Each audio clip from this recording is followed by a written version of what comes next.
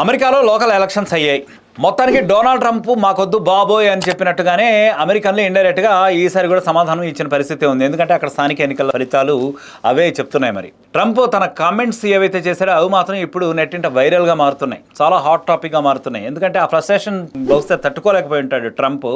అతను చాలా hot comments చేస్తున్నాడు తన సైట్ అయినటువంటి ట్రూత్ సోషల్లో.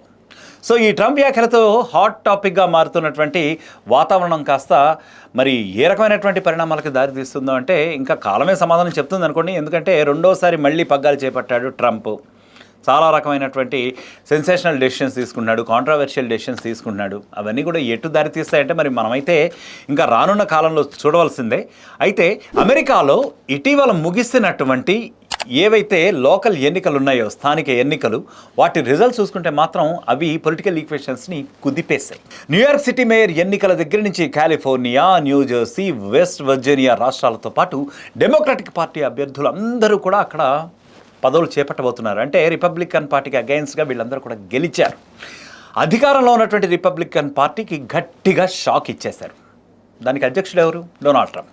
డొనాల్డ్ ట్రంప్ నేతృత్వంలో ఉన్నటువంటి రిపబ్లికన్ శిబిరం అంతటా కూడా ఇప్పుడు ఈ ఓటమిపై అసలు చాలా ఫ్రస్ట్రేషన్ ఎక్స్ప్రెస్ చేస్తున్నటువంటి పరిస్థితి అయితే ఉంది.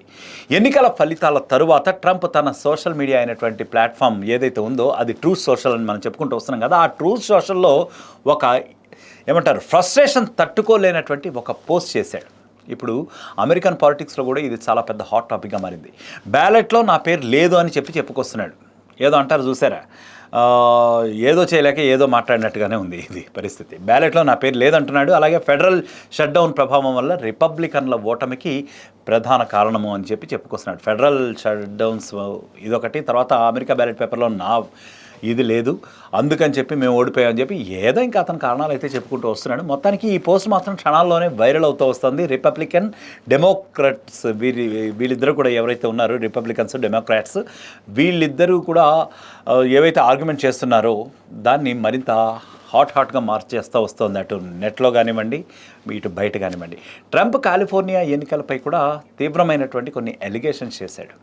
రాజ్యాంగ విరుద్ధమైనటువంటి రీమ్యాపింగ్, అలాగే ఓటర్లు రిగ్గింగ్కు పాల్పడ్డారని, అలాగే మెయిలిన్ ఓట్లను పక్కన పెట్టేశారని, ఇట్లాంటి చాలా పెద్ద స్కాములు జరిగాయని చెప్పి ఆయన ఓటమి తట్టుకోలేక రకరకాలుగా విమర్శిస్తున్నాడు. ఇక డెమోక్రాట్స్ గెలిచినటువంటి కీలక పదవుల్లో మాత్రం ముఖ్యమైనది మనం చెప్పుకోవాలంటే న్యూయార్క్ మేయర్ పదవి. ఎందుకు చెప్తున్నాను అంటే ఇది న్యూయార్క్ అంటే మనకు తెలుసు, that is one of the famous cities in US. అందులో మన ఇండియన్ రూట్స్ కలిగిన డెమోక్రాట్ నేత జోహ్రాన్ మందాని ఒక హిస్టారికల్ సక్సెస్ని రికార్డ్ చేశారు. న్యూజెర్సీ గవర్నర్గా మైకీ షెరిల్, వెస్ట్ వర్జీనియాలో అబిగేల్ స్పాన్బర్గర్ విజయం సాధించగా వీళ్ళందరూ కూడా డెమోక్రాటిక్ పార్టీకి చెందిన వాళ్ళే అవడంతో డెమోక్రాటిక్ పార్టీ జాతీయ స్థాయిలో ఇప్పుడు హవా మళ్ళీ పెరుగుతుంది అని చెప్పి ఇప్పుడు అక్కడ అంటున్నారు పొలిటికల్ విశ్లేషకులు. స్థానిక సమస్యలు అనుకోండి, ఆరోగ్య సంరక్షణ అనుకోండి, అలాగే ఎకనామికల్ స్టెబిలిటీ వంటి అంశాలను వీళ్ళందరూ కూడా తమ ఎజెండాల్లో, మేనిఫెస్టోల్లో సమర్థవంతంగా ప్రజల్లోకి తీసుకువెళ్లారు. వారి యొక్క విజయానికి ఇదే కీలకమైందని చెప్పి ఇప్పుడు అనలిస్టులు అంటున్నారు. అయితే ఈ ఫలితాలు ఏవైతే ఉంటాయో జనరల్గా మనం చూస్తూ ఉంటాం అనేక రకాల సందర్భాల్లో ఈ స్థానికంగా జరిగేటటువంటి ఎన్నికలు అనేవి ఓటర్ యొక్క మైండ్ సెట్ని నిర్ధారిస్తాయని చెప్పి, మరి ఇదే ఫలితాలు అమెరికాలో కూడా అధ్యక్ష ఎన్నికలకు డెమోక్రాట్లకు ఉత్సాహాన్ని మరింత నింపుతాయంటే అవుననే సమాధానం వినిపిస్తుంది. మరోవైపు ట్రంప్ శిబిరంలో మాత్రం వాళ్ళ స్ట్రాటజీస్ని కొంచెం చేంజ్ చేసుకోవాలి అని చెప్పి వాళ్ళు ఇప్పుడు నెత్తినోరు బాదుకుంటున్నారట.